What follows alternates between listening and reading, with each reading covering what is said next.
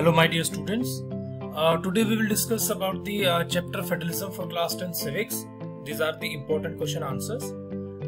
Important because many of these questions are always asked by CBSE in their board examinations.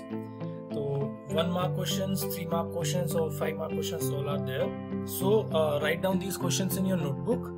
Instruction मेरी same है आपके लिए, जैसे कि जो क्वेश्चन आपने अब से पहले नोटबुक में नहीं किए होंगे, इसमें से जो हम वीडियो के थ्रू कर चुके हैं, तो वो क्वेश्चन आपको नहीं करने हैं जो वीडियो के थ्रू पहले कर चुके हैं, और जो क्वेश्चन इस वीडियो में आपके लिए नए हैं उनको you will write down in your notebook और लिखिएगा इनको.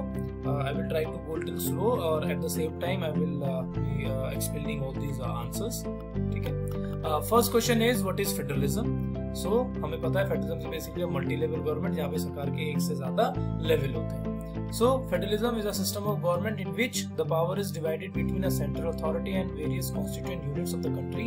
Constituent units का मतलब क्या हुआ कि जो states होंगी, जैसे अगर हम इंडिया की बात कर ले तो इंडिया जो सेंट्रल अथॉरिटी होगी, सेंट्रल गवर्नमेंट जो है यूनियन गवर्नमेंट, और जो कॉन्स्टिट्यूएंट यूनिट्स होंगी उसकी, तो वो कॉन्स्टिट्यूएंट यूनिट होती है स्टेट्स लाइक पंजाब, हरियाणा, उत्तर प्रदेश. ठीक है. तो ये सारी कॉन्स्टिट्यूएंट यूनिट हो जाती है. Second we have the question is what is a unitary system. Unitary system जैसे फेडरलिज्म मल्टी लेवल गवर्नमेंट होता है, यूनिटरी सिस्टम में गवर्नमेंट का सिर्फ एक लेवल होता है, दैट इज सेंट्रल लेवल और union government. When there is only one level of government to run the country is known as the unitary government. Then we have next question is what does jurisdiction mean. Jurisdiction होता है एक geographical legal area जहाँ पर किसी भी सरकार का, जैसे हमने मल्टी लेवल गवर्नमेंट की बात की कि 2 टियर ऑफ गवर्नमेंट होंगे, तो वो कि किस सरकार के अधिकार क्षेत्र में या उसके कानून कहाँ कहाँ पर लागू होंगे, तो वो ज्योग्राफिकल एरिया होता है. फॉर एग्जांपल अगर हम बात करें जुरिस्डिक्शन की कि हरियाणा सरकार का जुरिस्डिक्शन क्या है, कि हरियाणा सरकार का जुरिस्डिक्शन हरियाणा का ज्योग्राफिकल बाउंड्री है, कि वो जो भी कानून बनाएगी वो हरियाणा के लोगों पर ही लागू होगा. ऐसा नहीं है कि हरियाणा की गवर्नमेंट जो है वो पंजाब या त्रिपुरा या सिक्किम या केरला या तमिलनाडु किसी और लोगों पर या उसके कानून लागू होंगे. Question number 4, how you can say that each tier of government has its own jurisdiction. Yes, because this is clearly mentioned in Constitution of India. तो पढ़ लेते हैं इसको. The jurisdiction of the respective levels or tier of the governments are specified in the Constitution.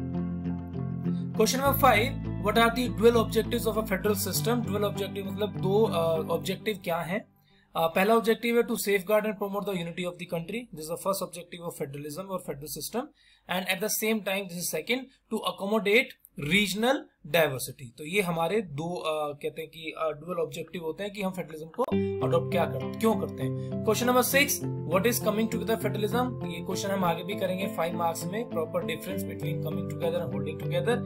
यहाँ 1 mark के हिसाब से हम इसकी डेफिनेशन और एग्जाम्पल कर लेंगे. When independent states come together on their own, form a bigger unit, so that by pooling sovereignty and retaining identity, they can increase their security.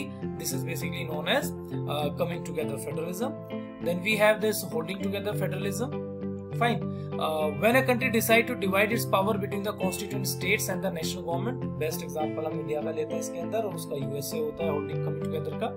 अगले क्वेश्चन में हम एग्जांपल भी देख लेते हैं दोनों के अलग अलग. Question number 8, what are the examples of coming together federation. Answer is USA, Switzerland and Australia. Question number 9, what are the examples of holding together federation. India, Spain and Belgium. Come to question number 10, which third tier was added later on the system of Indian government. India के अंदर जो third level government है वो किस form में जोड़ा गया था, तो इसको हम बोलते हैं पंचायत एंड म्युनिसिपैलिटीज. बेटा ये क्वेश्चन जो है हमारा डिसेंट्रलाइजेशन की बात कर रहे हैं यहाँ पर, तो थर्ड लेवल ऑफ गवर्नमेंट जो है लोकल गवर्नमेंट का, that is panchayat and municipalities. अब हम बात करेंगे 3-fold डिस्ट्रीब्यूशन की. हम चैप्टर और वीडियो के थ्रू डिस्कस कर चुके हैं इंडियन फेडरलिज्म क्या इंपॉर्टेंट फीचर है. 3-fold distribution of subjects, powers, legislature powers. तो यूनियन लिस्ट, स्टेट लिस्ट और कंकरेंट लिस्ट का हम पढ़ते हैं. आगे भी 3 नंबर में इसको देखेंगे, बट यहाँ पर 1 नंबर के हिसाब से डेफिनेशन और एग्जांपल हम देख लेते हैं. तो question number 11, define union list. It includes the subjects of national importance. The union government alone can make laws relating to the subject mentioned in this list. Which subjects are included in union list. हमने बात की है national importance के जो topics होते हैं या subjects होते हैं, that are defense, foreign affairs, banking, communication, currency, etc. ठीक है. Then we have define state list. नाम से पता है कि जितने भी सब्जेक्ट स्टेट लिस्ट में मेंशन है, only the state government has the power to make laws on them. अकेली केंद्र राज्य सरकार ही है जो उन पर कानून बना सकती है। क्वेश्चन नंबर 14 बात करता है स्टेट लिस्ट के एग्जांपल की, तो इसमें हम लिखेंगे police, trade, commerce, agriculture and irrigation, और इसके अलावा और भी बहुत सारे टॉपिक्स हमारे इसके अंदर आते हैं। Then define concurrent list. Concurrent list वो लिस्ट होती है जिसमें स्टेट और यूनियन गवर्नमेंट यानी स्टेट और सेंट्रल गवर्नमेंट दोनों कानून बना सकती है, लेकिन अगर किसी लॉ में कंफ्यूजन होता है, कॉन्फ्लिक्ट होता है, तो सेंट्रल गवर्नमेंट का बनाया हुआ कानून जो है वो लागू होगा, उसी को इंपॉर्टेंस दी जाएगी। ठीक है, चलिए अब हम आगे बढ़ते हैं। Question number 16। क्वेश्चन नंबर 16 बात करता है give the subjects of the concurrent list, जो भी हमने ऊपर बात की थी। These are education, forest, trade unions etcetera. एक चौथी लिस्ट होती है हमारी, या चौथा एक कैटेगरी होता है कानून बनाने के लेजिस्लेचर पावर का, दैट इज रेजुडरी सब्जेक्ट्स। रेजुडरी सब्जेक्ट्स बेटा वो सब्जेक्ट होते हैं जो इन तीनों में से, तीन लिस्ट की हमने बात की, union list, state list and concurrent list, इन तीनों लिस्ट में से किसी में भी जो सब्जेक्ट्स मेंशन नहीं है, या बहुत ही सिंपल भाषा में बात करता है कि संविधान बनाते वक्त जो भी हमने सब्जेक्ट जो है लिखे नहीं थे या किसी भी लिस्ट में नहीं लिखे थे, और टाइम पास होने के साथ साथ, द पैसेज ऑफ टाइम, आगे समय बढ़ने के साथ साथ वो नए टॉपिक जो है हमारे सामने आते रहे, तो फिर हमने उस पर कानून बनाने का अधिकार जो है केंद्र सरकार को दिया है, सेंट्रल गवर्नमेंट को दिया है, और उसको बोलते हैं रेजुडरी सब्जेक्ट्स या residuary power. Now come to question number 18। In India's federal system which level of government is the power to legislate on residuary subject? ये अभी हमने डिस्कस किया, आंसर इज यूनियन गवर्नमेंट और द सेंट्रल गवर्नमेंट। अब बात करते हैं what are the union territory. जब बात सुनते हैं यूटीज की, अभी यूनियन टेरिटरीज, अभी रिसेंट में आपने देखा होगा कि लद्दाख को यूनियन टेरिटरी बना दिया गया था आर्टिकल 370 हटाने के बाद, और साथ के साथ अभी दादरा और नागर हवेली को भी जो है मर्ज कर दिया गया है दमन एंड दीव के साथ। तो ये यूनियन टेरिटरी होता क्या है? ये कुछ ऐसे एरिया होते हैं जो बहुत ही छोटे होते हैं, इनको we can not make them independent state, ठीक है, और इनकी डाइवर्सिटी भी इतनी ज्यादा होती है कि हम इनको किसी स्टेट के साथ मर्ज भी नहीं कर सकते। ठीक है, तो इसकी डेफिनेशन देख लीजिए, the area that are too small to be made as an independent state and are so diverse that could not be merged with any of the existing state are called union territories। इनका जो control होगा, इनका जो working administration होता है, वो सीधा सीधा यूनियन गवर्नमेंट के कंट्रोल में होता है। Question number 20, what is decentralisation? ठीक है, तो डिसेंट्रलाइजेशन है जब हम पावर को जो है स्टेट या सेंट्रल गवर्नमेंट से, बेसिक तो स्टेट गवर्नमेंट से लेकर जब हम लोकल लेवल पर दे देते हैं, अभी हमने ऊपर पढ़ा था ग्राम पंचायत और म्युनिसिपैलिटीज, तो उस प्रोसेस को हम डिसेंट्रलाइजेशन कहते हैं, जब हम स्टेट गवर्नमेंट से पावर लेकर और ज्यादा लोकल लेवल पर लोगों को प्रोवाइड करवा देते हैं, that is known as decentralisation. Important question है बेटा, 5 नंबर में डिसेंट्रलाइजेशन भी आएगा, और फिर 1992 के बाद जो चेंजेस होते हैं डिसेंट्रलाइजेशन के अंदर, जो बहुत बार सीबीएसई के अंदर पूछा जाता है, that we will do later on. Now come to question number 21. What is the basic idea behind decentralization? कि reason क्या है? There is a large number of problems and issues which are best settled at the local level, because the people at the local level, they have the better understanding of the problems, and they know how and where to invest their money to get the resources, to invest the maximum utilization of resources. Now come to question number 22. When was the major step was decentralization taken in our country? That is in 1992। अभी मैंने आपको बताया था कि 1992 एक important topic है जो 5 marks के अंदर भी पूछा जाता है कि 1992 के बाद जो ये मेजर स्टेप है वो क्या थे, तो वो हम अभी आगे डिस्कस करेंगे।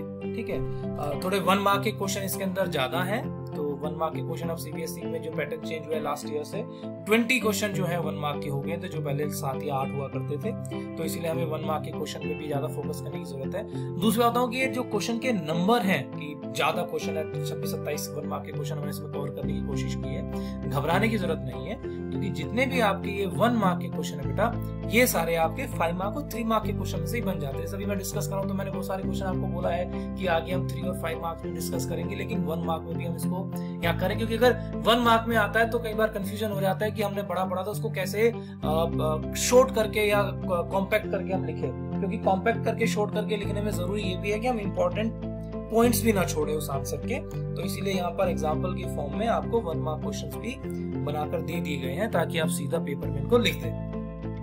अब क्वेश्चन आता है व्हाट इज पंचायती राज? ये भी डिसेंट्रलाइजेशन पंचायत का है।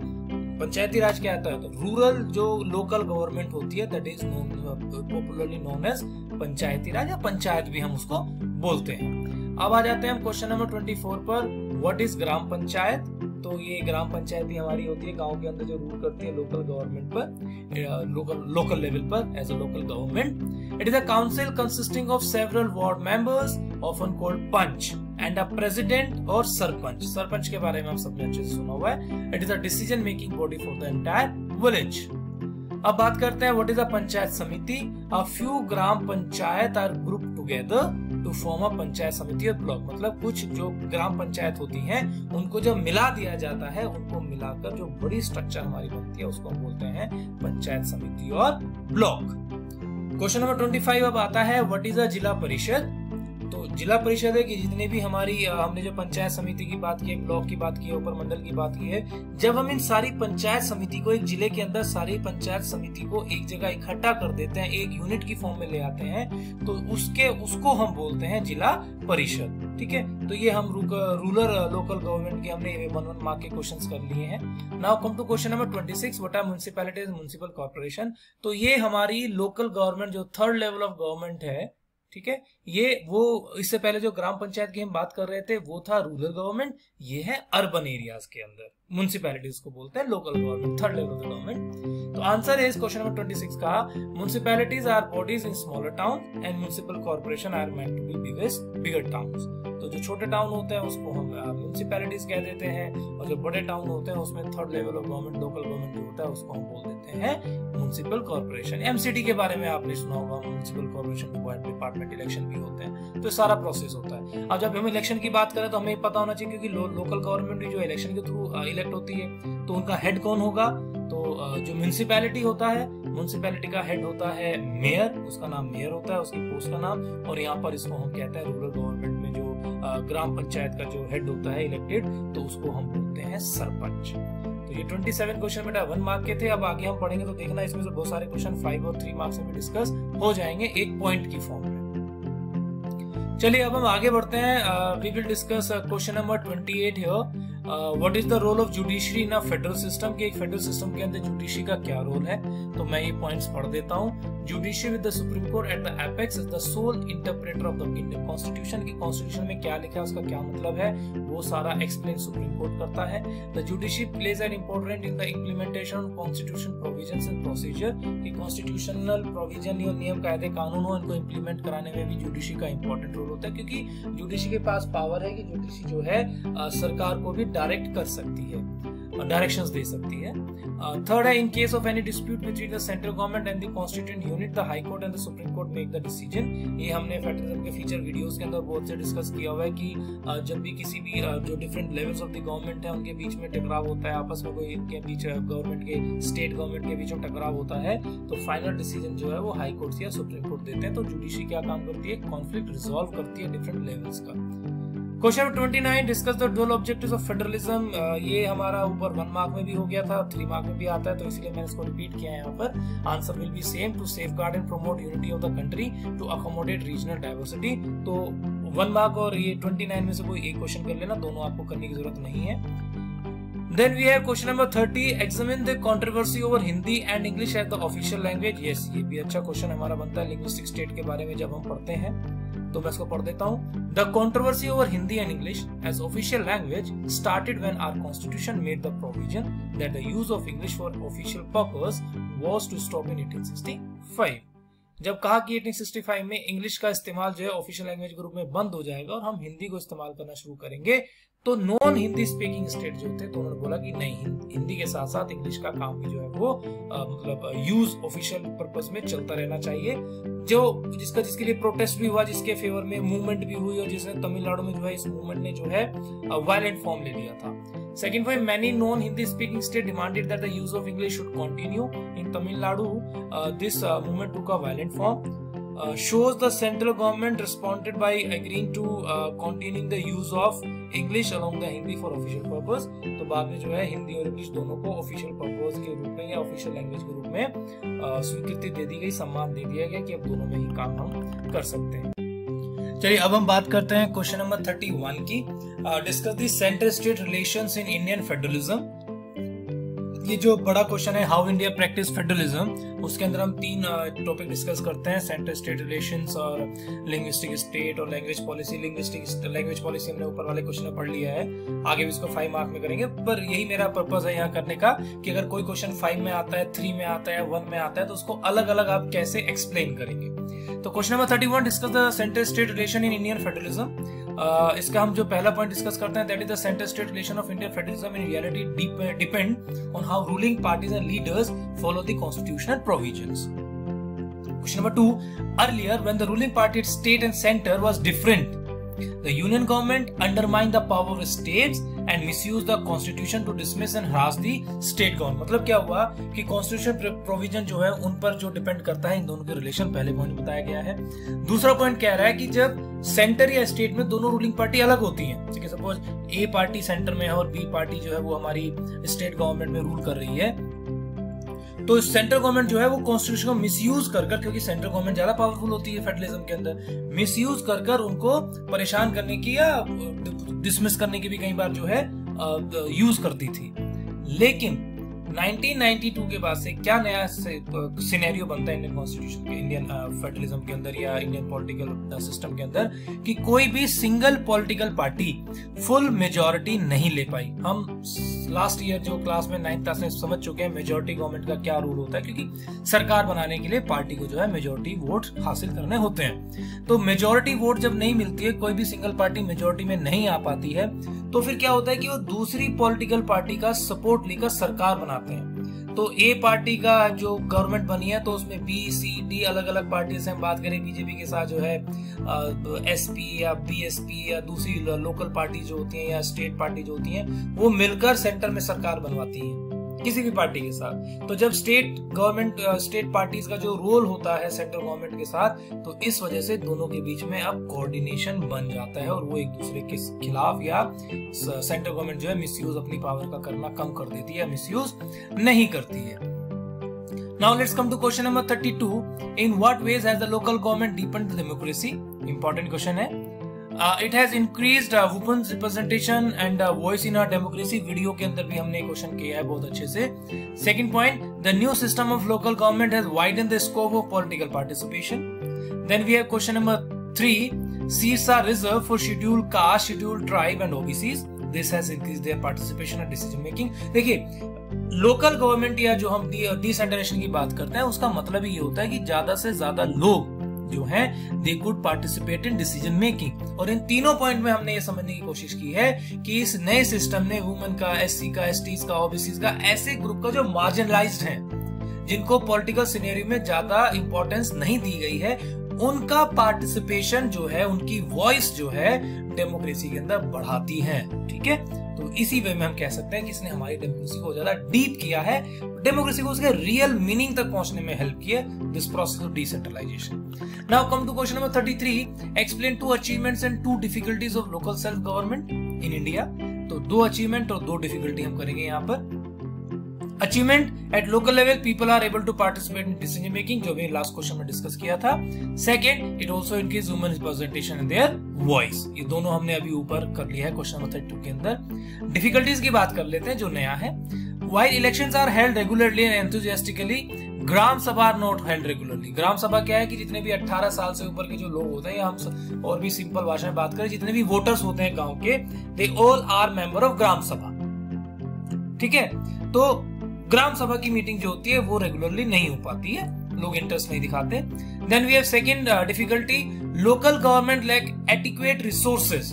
एडिक्वेट रिसोर्सेज उनके पास नहीं होते, पर्याप्त रिसोर्सेज नहीं होते, that make their work difficult. तो ये हमारी अचीवमेंट और डिफिकल्टी के अंदर आता है।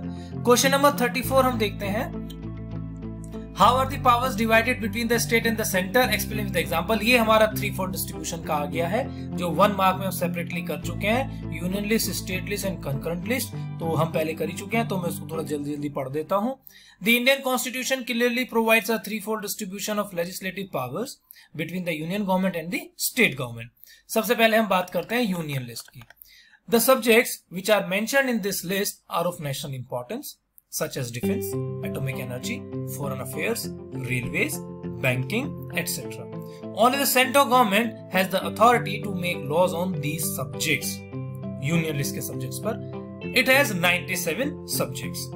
Then second we have state list. This list contains subjects of local importance, जो डे टू डे जो लोगों का काम होता है, फंक्शनिंग होता है, उससे related, such as police, trade and commerce, agriculture, irrigation, etc. State government has the power to make laws on these subjects, which are mentioned in the state list. It has 66 subjects. Then we have concurrent list. This list includes the subjects of common interest to both the union government as well as the state government, such as education, forest, trade unions, marriage, etc. Both the union as well as the state government can make laws on these subjects, but in case of a conflict between the center and the state government laws, central laws will prevail. The laws made by the central government will be prevail. उनको महत्व दिया जाएगा, उनको final किया जाएगा, क्योंकि हम पढ़ चुके हैं इंडिया के अंदर होल्डिंग टुगेदर फेडरेशन में central government is basically more powerful. तो सेंटर और स्टेट के बीच में कंकरेंट लिस्ट में कानून बनाने में अगर किसी भी तरह का कॉन्फ्लिक्ट होता है तो यहाँ पर बात मानी जाती है हमेशा सेंट्रल गवर्नमेंट की, यूनियन गवर्नमेंट की. ठीक है बच्चा, आई होप आपको अच्छे से समझ में आ रहा होगा. नहीं है तो उसके बाद भी आप पूछ सकते हैं कमेंट बॉक्स के थ्रू, या all of you have my number, तो you can just WhatsApp me, तो हो जाएगा. बाकी इसके अलावा भी कोई डाउट होता है तो वीडियोस में भी पूरी तरह से एक्सप्लेनेशन दिया गया है, तो वहां पे भी आप उसको वीडियोस को रिवाइज करके दोबारा देखकर कर सकते हैं. अब यहाँ से हम अपना करते हैं 5 मार्क के question start. Describe any 5 features of federal government. सबसे इंपॉर्टेंट है, वीडियो के अंदर सबसे पहला यही टॉपिक हमने डिस्कस किया हुआ है और सीबीएसई का फेवरेट क्वेश्चन है. या तो ये आ जाता है 5 फीचर ऑफ फेडरल गवर्नमेंट या फीचर्स ऑफ इंडियन फेडरलिज्म. दोनों हमने वीडियो के अंदर भी बताया है कि दोनों को हम, अगर हमारा एक क्वेश्चन तैयार हो जाता है तो समझिए दोनों क्वेश्चन तैयार हो जाएंगे. जब हम फेडरलिज्म को अच्छे से समझ लेंगे तो इंडियन फेडरलिज्म का एग्जांपल देते हुए हमें सिर्फ उसके एग्जांपल जो है वहां पर फिट कर देने हैं. अभी हम देखेंगे दोनों क्वेश्चन आगे पीछे. चलिए 35 क्वेश्चन करते हैं. 5 features of federal government in general. Multi level government. In a federal government there are 2 or more levels of the government at the state and provincial levels. Then we have distribution of powers, that is separate jurisdiction. In federalism, different tiers of the government govern the same citizens, but each tier has its own jurisdiction in specific matters of legislation, taxation and administration. Then we have written constitution. Federalism provides constitutional guarantees for the existence and authority of each tier of the government. ठीक है कि constitution जो है वो एक तरह से उनकी गारंटी देता है कि दोनों टीयर गवर्नमेंट जो है उनकी जो सेपरेट जुरिडिक्शन होगी या जो हम ऊपर बात कर रहे हैं डिस्ट्रीब्यूशन ऑफ पावर होगा वो कॉन्स्टिट्यूशन के अंदर मेंशन होता है. कॉन्स्टिट्यूशन की गारंटी देता है कि उसका मिसयूज नहीं होगा. One tier of the government can not make changes in the constitution alone, कि एक लेवल जो गवर्नमेंट का है, सेंटर है या स्टेट है, वो अपने आप से चेंज उसमें नहीं कर सकता. इंडिपेंडेंट जुडिशरी पढ़ दिया आपने पहले, role of judiciary in federalism. In federalism, the courts have the power to interpret the constitution and the powers of the different levels of the government. If a dispute arises between the central level of the government, then the judiciary resolve their conflicts. Last question number 5, point number 5, financial autonomy. जाहिर सी बात है multi level government है, दोनों को काम करने के लिए पैसे की जरूरत होगी. तो पैसा कहाँ से मिलेगा कि जो फाइनेंशियल ऑटोनॉमी होगी, मतलब कि दोनों के जो इनकम के रिसोर्सेज हैं, दोनों के sources of income both the level of the government वो स्पेसिफाइड होते हैं. या हम सिंपल लैंग्वेज बात करते हैं कि जितना भी रेवेन्यू जनरेट होता है एक देश के अंदर से, अलग अलग टैक्स है. अब तो क्या जीएसटी आ गया और भी 1-2 छोटे मोटे टैक्स हैं, सारे खत्म नहीं हुए हैं बट ज्यादा टैक्स खत्म हो चुके हैं, सब जीएसटी के अंदर आते हैं. हमने देखा भी होगा कि जीएसटी का जब हम किसी भी कोई प्रोडक्ट खरीदते हैं मार्केट से तो जीएसटी के अंदर हमको ना हमेशा 2 जीएसटी दिखते हैं, एस जीएसटी और सी जीएसटी. सी जीएसटी होता है सेंट्रल जीएसटी, ठीक है, जो टैक्स होगा गुड्स एंड सर्विस टैक्स, और एस जीएसटी मतलब स्टेट गवर्नमेंट का. तो कोई भी अगर आप सामान खरीदते हैं तो उसमें हमेशा देखिएगा बिल के अंदर 2 जीएसटी लगे होते हैं, 50-50% होते हैं. यानी कि उसमें से टैक्स जो होगा, अगर 10 रुपए का टैक्स लगा है तो 5 रुपए स्टेट के पास जाएगा, 5 रुपए सेंट्रल गवर्नमेंट के पास जाएगा. तो ये जो है बेसिकली हमारा फाइनेंशियल ऑटोनॉमी का पॉइंट जो है वो कवर होता है. अब आ जाते हैं what makes India federation. Mention any 5 features of Indian federalism, जो मैंने बताया बहुत इंपॉर्टेंट क्वेश्चन है. क्वेश्चन नंबर 35, 36 ऑलमोस्ट सेम है, बस हमें 36 के अंदर इंडिया के एग्जांपल दे देते हैं. जैसे multi level government, yes India has 3 levels of government, that is union, state and the local government. 3-4 distribution of power, जो हम सेपरेट जुरिडिक्शन की बात करते हैं. The legislative powers are divided between the union government and the state government. with the 3 list, union list, state list and concurrent list, और चौथी हमारी residuary powers भी होती है इसके साथ साथ। Question number 3, written a rigid constitution, ये हमने फीचर में पढ़ा था, तो यहाँ पे इंडिया में भी उसको समझ लेते हैं। The provisions of federalism are basic to the structure of Indian constitution and it can not be changed by one tier of the government. Financial autonomy, division of revenue, जो भी डिस्कस किया हमने बहुत अच्छे से, जीएसटी और state GST के अंदर, सेंट्रल जीएसटी और स्टेट जीएसटी में। There is a clear division of revenue between different levels of government is given in the constitution. Highest judicial authority, इसमें हम सुप्रीम कोर्ट की बात करेंगे। कोई डिस्प्यूट अगर होता है different level of the government के बीच में, तो उसको सॉर्ट आउट करने के लिए, उसको निपटारा करने के लिए, रिजॉल्व करने के लिए सुप्रीम कोर्ट या हाई कोर्ट जो अपना रोल प्ले करते हैं। आ जाते हैं हाउ इंडिया प्रैक्टिस फेडरलिज्म या how federalism practice in India. Explain democratic policies adopted by government of India which made it a successful federation। मैंने पहले बताया था, इसमें linguistic state, language policy, centre state relation करेंगे, जो हम 3 नंबर में कर चुके हैं, तो आइए इसको पढ़ लेते हैं। Linguistic state, in 1947 the boundaries of several old states of India were changed to ensure that people who spoke the same language, ठीक है, same language, lived in the same state। The formation of linguistic state has made the country more united and also made the administration easier। Second is language policy। Framing of language policy was another test for the Indian Federation। Under the language policy, Hindi has been identified as the official language। At the same time, many safeguards have been provided for other languages also, ताकि वो language भी जो है खत्म ना हो जाए, ताकि कोई विरोध ना करे हिंदी को ऑफिशियल लैंग्वेज बनाने का। Point number 3, centre state relation, हम पहले पढ़ चुके हैं कि period of 1990 so the beginning of a new era of coalition government, जो हमने बताया था कि मेजोरिटी नहीं होती है, फिर दूसरी पार्टी के साथ हेल्प लेकर उनकी हेल्प से हम जो है सरकार बनाते हैं, तो इसकी वजह से जो है एक नया एरा शुरू हो गया। तो दोस्ती एक तरह से डिफरेंट पॉलिटिकल पार्टीज में, तो इस तरह से सेंटर और स्टेट गवर्नमेंट जो है वो कोऑर्डिनेशन से काम करना शुरू कर दिया है। अब आ जाते हैं डिसेंट्रलाइजेशन में, दैट इज लोकल गवर्नमेंट। और what is decentralisation, why do we need decentralisation, ये हम 1 नंबर में कर चुके हैं, यहाँ पे इसको हम पढ़ेंगे तो आपको समझ में आ जाएगा। Definition, when the power is taken away from the center and the state government and given to the local level is known as decentralization। The need and significance of the decentralization are as follows। First, it leads to the best settlement of the problems at the local level, as the people at the local level have a better understanding of the problems। Point number 3, people at the local level also have better ideas on where to spend money and how to manage things more efficiently, ठीक है। Then point number 4, it also increase the democratic participation of the people at the local level, ठीक है। Now they can participate in decision making process। Question number 5, it make the administration easy and reduce the burden of the central government and the state government as well। तो ये सारे जो point हमारे हैं, ये बात करते हैं कि हमें जरूरत क्यों है डिसेंट्रलाइजेशन की, हमने डिसेंट्रलाइजेशन इंप्लीमेंट क्यों की है। बेटा ये जो 39 क्वेश्चन है, इसको मैं बोल रहा हूँ कि काफी इंपॉर्टेंट है, ये भी फेवरेट है सीबीएसई का डिसेंट्रलाइजेशन में से, कि 1992 के बाद जो जो चेंजेस इंडियन लोकल गवर्नमेंट के अंदर लाए गए थे, उसकी बात हमें करनी है यहाँ पर, ठीक है, कि वो क्या क्या चेंजेस आए थे। तो उसमें पहला आता है regular elections. Now it is mandatory to have regular election to the local government bodies. Then we have state election commission, एक इंडिपेंडेंट स्टेट इलेक्शन कमीशन जो है बना दिया गया था, जो लोकल गवर्नमेंट के इलेक्शंस को देखरेख कर सके। जैसे सेंट्रल गवर्नमेंट या लोकसभा के इलेक्शन होते हैं, उनको सेंट्रल इलेक्शन कमीशन हमारा जो देखता है, इलेक्शन कमीशन ऑफ इंडिया जो देखता है, ऐसे की स्टेट इलेक्शन कमीशन बना दिया गया था जो लोकल गवर्नमेंट के इलेक्शंस की देखरेख करे। Seats are reserve for schedule caste, schedule tribes and OBCs at the local level, ठीक है। Then we have 1/3 seats have been reserve for the women also. The state government has to share some legislature powers and the revenue with the local government। पता है, कानून बनाने का अधिकार और revenue का जो अधिकार है वो लोकल गवर्नमेंट जो है वो के साथ शेयर करती है स्टेट गवर्नमेंट। मतलब स्टेट गवर्नमेंट अपनी कुछ पावर जो है उनको दे देती है, ताकि लोकल गवर्नमेंट जो है कानून बना सके या मतलब रेवेन्यू का इस्तेमाल करके अपनी फंक्शनिंग को जो है वो अच्छे तरीके से रन कर सके। तो चलिए अब हम बात करते हैं क्वेश्चन नंबर 40 की। ज्यादा घबराने की जरूरत नहीं है, बस 43 क्वेश्चंस हैं हमारे, और ज्यादातर आपने देखा होगा ज्यादातर क्वेश्चन हमारे सिमिलर ही हैं, एक तरह के क्वेश्चन घूम के आ रहे हैं। नंबर ऑफ क्वेश्चन ज्यादा इसलिए कि बेटा ये चैप्टर जो है बहुत ज्यादा इंपॉर्टेंट है एग्जामिनेशन पॉइंट ऑफ व्यू से, और बहुत सारे क्वेश्चन जो है इसमें से बार बार पूछे जाते हैं, तो इसीलिए ज्यादा क्वेश्चन आपको लग रहे हैं, बट आप जब चैप्टर करेंगे और क्वेश्चन आंसर देखेंगे तो मोर और लेस सेम आते हैं। Question number 40, what is gram sabha, describe any 4 functions of gram सभा।